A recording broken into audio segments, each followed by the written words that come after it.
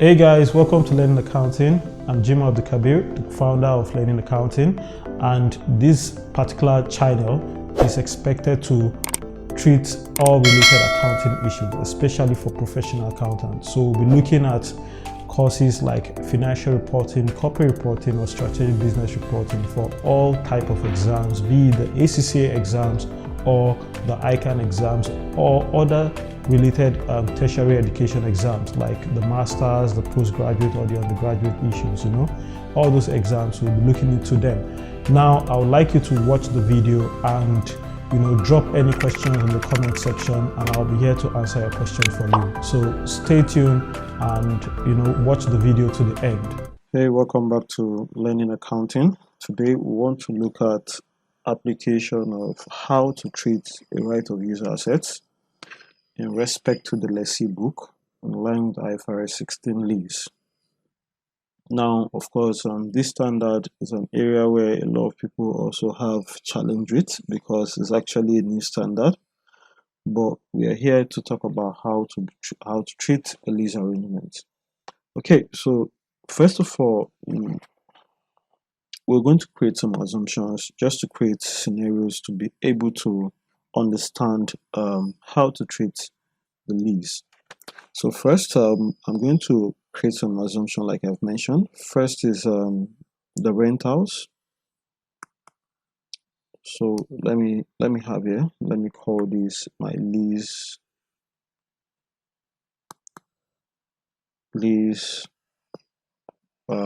let's say requirements or lease agreement. Let me use that word. I think it's proper to use the lease agreement. Okay, so in the lease agreement, we have the rentals, or you can call them installments, and let's assume that to be 3,000, just giving a random figure like I've said. Then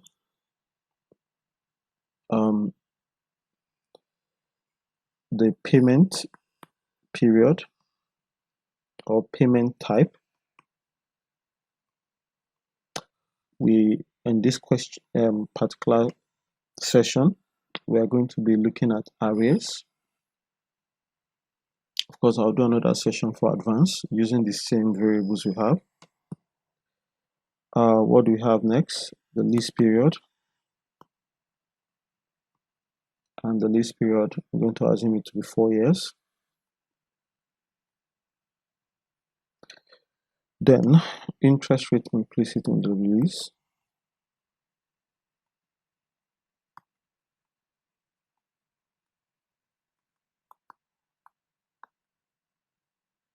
And interest rate implicit in the lease, let's assume it to be 10%. Okay, so in this case, we are making an assumption that it is in arrears, that we'll be making our payments. And we have an assumption again that the lease period is 4 years, which makes it automatically a right of use asset. And the installment is 3,000. Now, how do we go about recognizing this lease in our financial statement? That is what we want to do today. So the first thing we're going to do is to calculate the PV, which is the present value of the future lease payment. Now, to calculate the present value of the future lease payment, we have the first thing, which is the years. So we have year 1, 2, 3, and 4. Now, for the benefit of this class, I usually tell students, because it is in arrears, we consider the time value of money. We are paying at the end of year 1, so year 1 remains year 1. Year 2 remains year 2, year 3 remains year 3, and year 4 remains year 4. And there's a reason for that. When we get to advance, you understand, to payment in advance, you understand better. The cash flow. Now, the cash flow is the payment that will be going out each year, and that's 3,000. So we have 3,000 in year 1, 3,000 in year 2, 3,000 in year 3, and 3,000 in year 4. Then we have the discount factor at 10%. Now the discount factor at 10%, of course, just show people how to go about it. So 1 divided by 1.1, and that gives us for year 1, which is 0.9. So I'm going to approximate it to 0.91.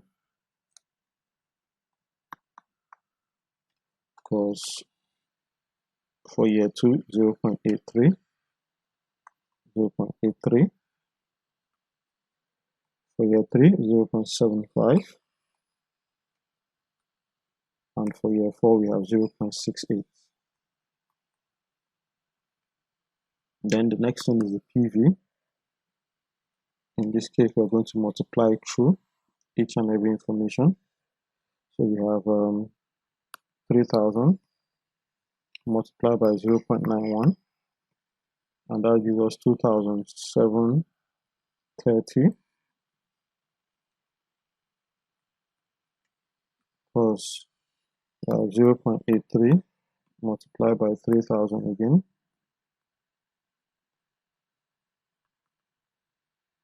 .83 multiplied by 3,000, 2,490.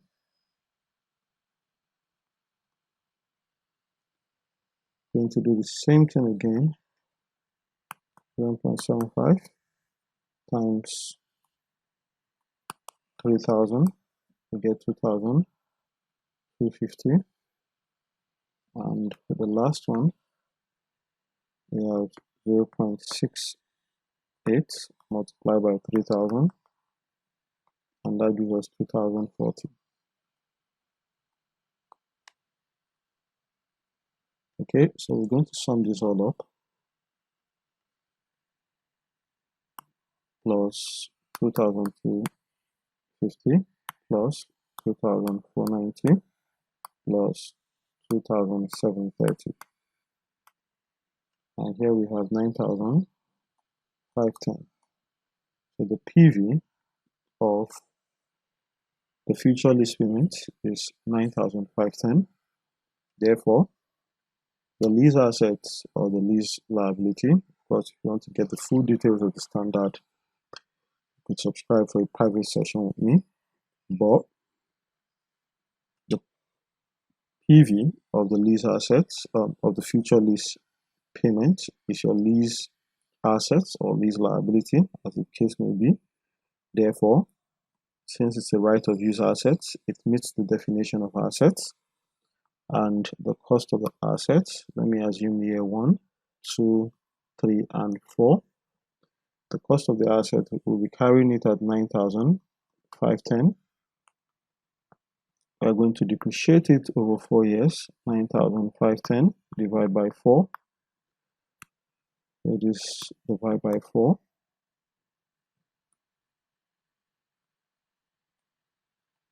And that gives us 2,377.5. 2,377.5. And we have the carrying value at the end of the first year. So 9,510 minus 2,377.5. That gives us 7,132.5. 7,132.5. We have 7,132.5. Again, depreciation is constant. It's on a straight line basis. Subtracting it to get the carrying value. So minus 2,377.5, and that gives us 4,755. We have 4,755, and we have 2,377.5 again, and this should give us 2,377.5, 2,377.5, and 2,377.5. Of course, at the end of year 4, the asset ceases to exist in our books. So this is the asset side, of course, in line with Arears 16, property, plant, and equipment, is what we've just done, cost model. Now going to the liability side. Now for the liability side, we have the lease liability, which, okay, instead of using the word cost here, should have used the word lease assets or the right of use assets. So the lease liability in this case is the same figure we have, because initial recognition, we're debiting asset and we're crediting liability with the same figure, 9510. Okay, we don't have initial deposit in this scenario, therefore this will be nil, giving me what I would call the remaining obligations. Now bear in mind, this is the beginning of the year, so we have 9510. At this point, because payment is made in arrears, interest will come first, and that will be 10% of 9510, which will give me 951. Installments, on the other hand, or rentals, would be 3,000, which is the amount that will be leaving our pocket at that date. So this is actually a credit entry here, remember, therefore this is a credit entry. This is also a credit entry here, and the corresponding entry will go to the profit or loss as a finance cost. Therefore that figure will take it to the profit or loss. I'll show you an extract of that. So back to where we are. Why we are debiting this account? To credit cash, because cash is leaving. So this is more like a cash flow transaction in the event we are looking at it from the cash flow perspective. So we have our lease liability, plus at the end of year one, and that will give us 9510 plus 951 minus 3,000, and we have that to be 7,461. 7,461.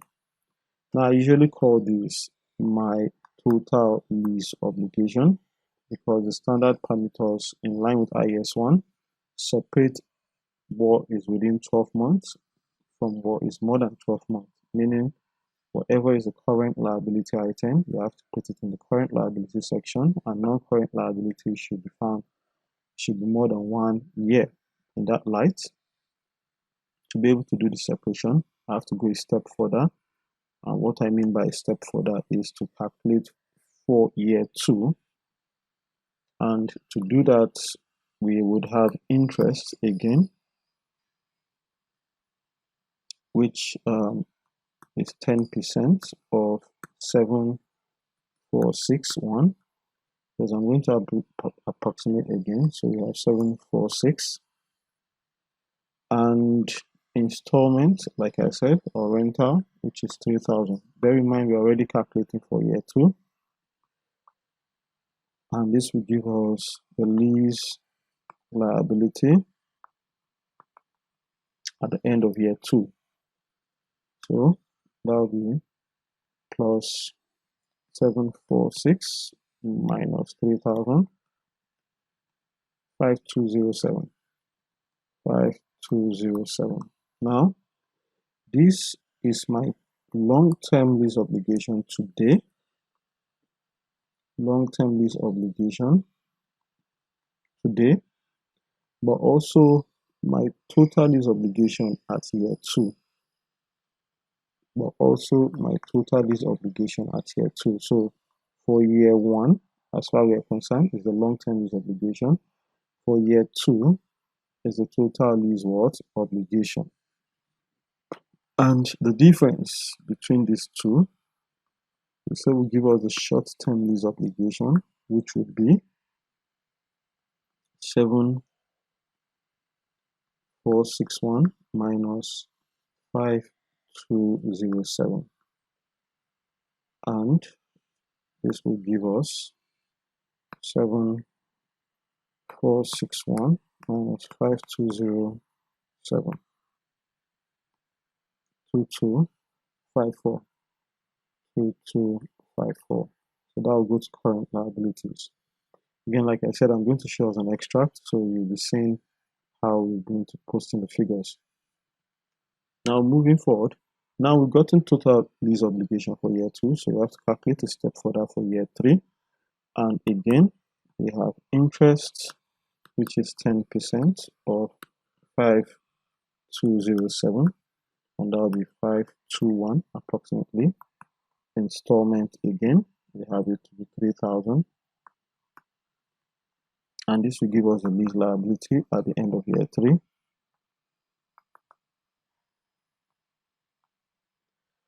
And this will give us 5207 plus 521 minus 3000, and that gives us 2728. 2728. Now again, this is your long-term lease obligation in year 2. Long-term lease obligation in year 2, but total lease obligation in what? Year 3. And we're going to do the same thing again to get the short-term lease obligation. And we have it to be 5207 minus 2728. So 5207 minus 2728. And we have it to be 2479. 2479. Okay. Now we have to go a step further again to year 4. And we have here interest again, which is 10% of 27, I'll just approximate it to 3.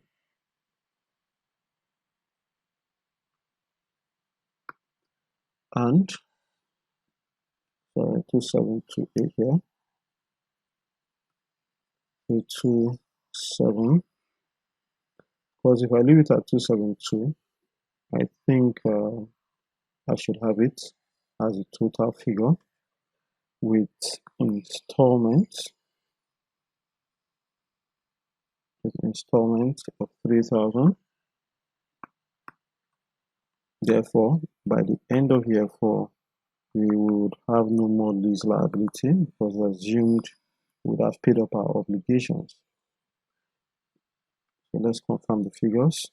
2728 plus 272 minus 3000.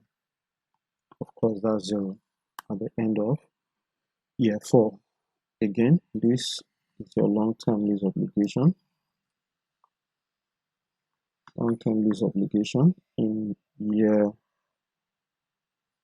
3, and the difference between these two again will give us a short-term lease obligation, and that will be 2728 minus 0, which will still be 2728.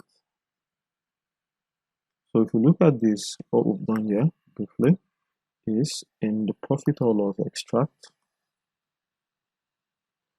for year 1, 2, 3, and 4.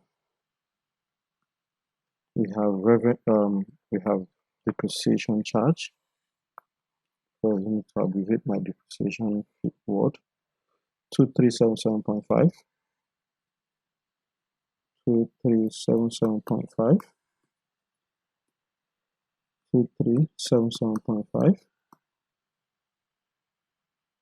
2377.5, and 2377.5.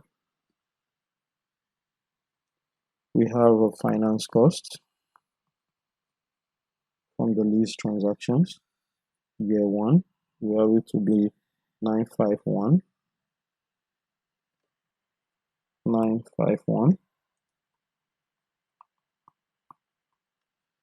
Year 2, we have it to be 746.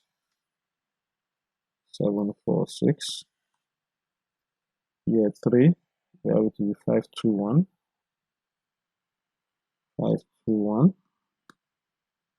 And year 4, we have it to be 272. 272. Of course, you can see there's a decline because of our obligation is reducing, so that reduce. And the statement of financial position extract,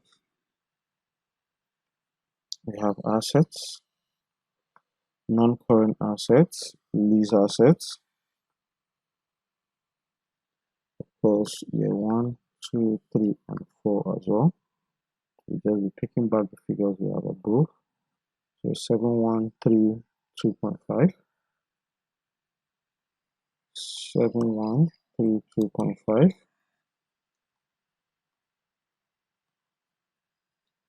For year 2 ending, we have it to be 4755. 4755. Year 3, we have it to be 2377.5. 2377.5. And cease to exist in year 4 because the asset useful life has been exhausted. On the liability side,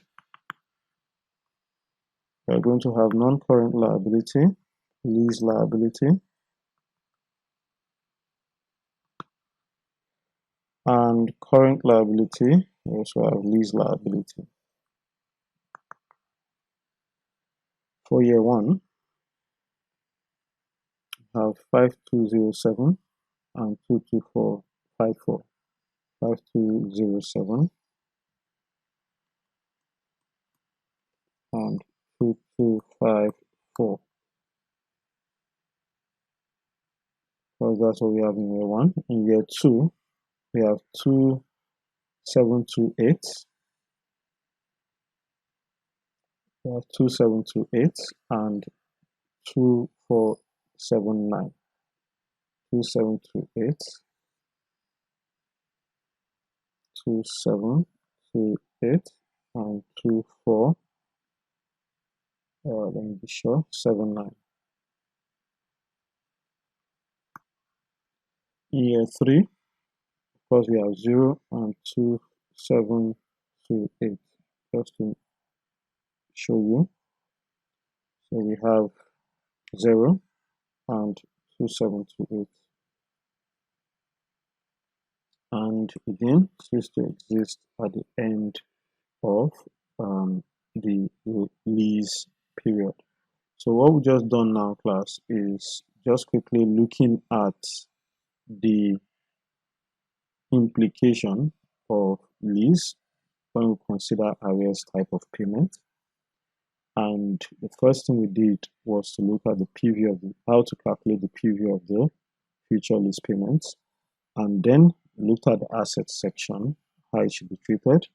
We also then looked at the liability section, how it should also be treated. And I have to show you an extract because for some exam, they might actually ask you to show extract, and I'll show you the extract. Similarly, in practice, this is what you definitely do in practice, but people will ask, how do you go about it? If you need more information, of course, you can send me a private message and we'll discuss the way forward on it. Now, in the next session, I'll definitely be looking at these same arrangements, but in this time, it will be in advance, how it should be treated in advance. So we'll see the difference between arrears and advance. Again, subscribe to my YouTube videos, give us a thumb up, and make sure you refer our videos to other students who will probably benefit from what we've just done today. Now that you're done watching the video, I'm sure it was insightful and it was educational.